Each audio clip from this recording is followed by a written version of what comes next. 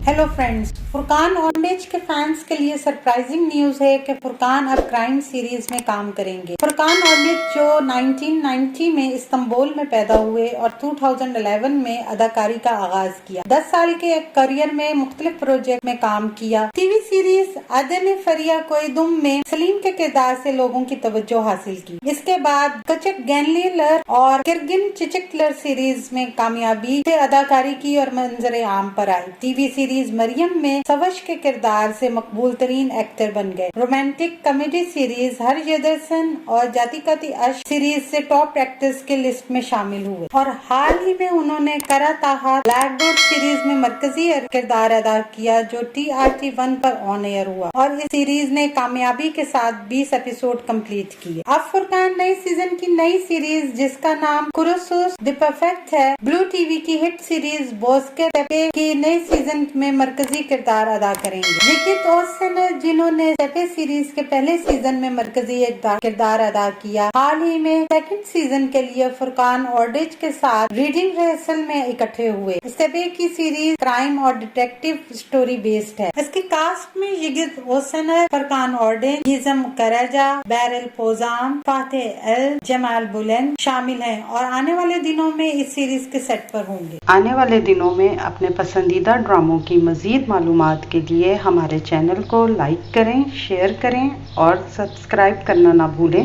शुक्रिया।